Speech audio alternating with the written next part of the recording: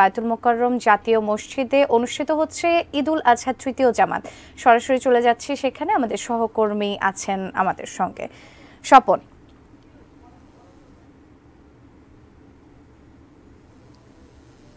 আমি এই মুহূর্তে রয়েছি বায়তুল মোকাররম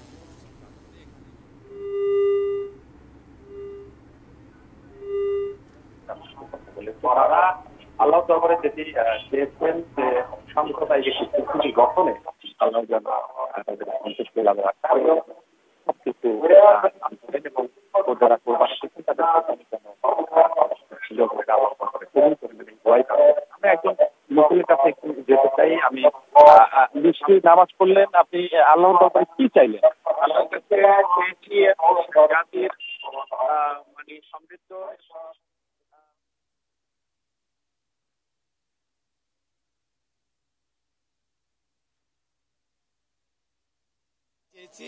যাতে রব্বুল আলামিন আমাদেরকে সবাইকে শান্তিতে রাখে, সুখ রাখে এবং আল্লাহর রহমান তো আমাদের উপর বর্ষিত হয়, তামাম জাহানের মুসলমানের উপর যাতে বর্ষিত হয়। এই দোয়া রইল আল্লাহ যেন সবাইকে সুস্থ রাখে, সবার উপর আল্লাহ যেন আবার আমাদেরকে নামাজ পড়ার সেই রহমত বর্ষিত করে, আবার যাতে আমরা এই আবার ঈদে যাতে আমরা সবাই একত্রিতভাবে নামাজ পড়তে পারি এবং সবাই মিলেমিশে একসাথে থাকতে পারি, একজনের সুখ দুঃখ আর একজনের ভাগ করে নিতে পারি। আর এই কুরবানির নামাজ যে সেটা হচ্ছে আল্লাহকে সন্তুষ্টির জন্য আমরা কুরবানি দিয়েছি। এখন নামাজ শেষ করে কুরবানি দিয়ে আর আল্লাহর ইসলাম যেভাবে শরিয়া অনুযায়ী আমাদেরকে যে দায়িত্ব দিয়েছে, আমাদের মাংস আমরা যেভাবে বন্টন করবো, মেহনতি মানুষ এবং বন্ধু বান্ধব আত্মীয় স্বজন সবাইকে যেন আমরা সুন্দরভাবে মাংস বিতরণ করে দিয়ে আমরা কুরবানিকে আল্লাহর রহমত যেন আমাদের বর্ষিত করে, এটা সবার প্রতি আমার দোয়া রইল। ধন্যবাদ আপনাকে। আমরা আরো একজনের কাছে যেতে চাই যিনি নামাজ পড়লেন কিছুক্ষণ আগে। আমি বরাবরই আসলে আল্লাহ পাকের দরবারে কয়েকটা কমন জিনিস চেয়ে থাকি। একটা হচ্ছে যে আমরা যাতে আসলে প্রকৃত মুসলমান হতে পারি, এটা সবচেয়ে বড় জিনিস। আমরা কুরবানি দেওয়ার চেয়ে মন থেকে, আর ছোট হোক বড় হোক, সেটা যাতে আমরা অন্তর থেকে দিতে পারি।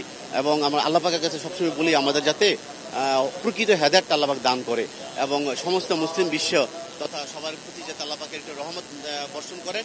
এবং আমরা আসলে অনেক পাপী বান্দা, তো আমাদের যাতে আল্লাহ পাক একটু সহজ করে দেন। আমরা কঠিন পরীক্ষায় আসলে সবসময় দিতে পারি না।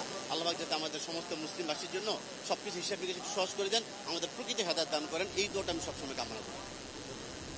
ওকে, আপনাকে ধন্যবাদ। যেমনটি শুনলেন, প্রতিটা মানুষ কিন্তু আল্লাহর দরবারে চেয়েছেন নিজের সুস্বাস্থ্য কামনা, প্রতিটা বাবা মায়ের সুস্বাস্থ্য কামনা, সেই সাথে পুরো বিশ্বের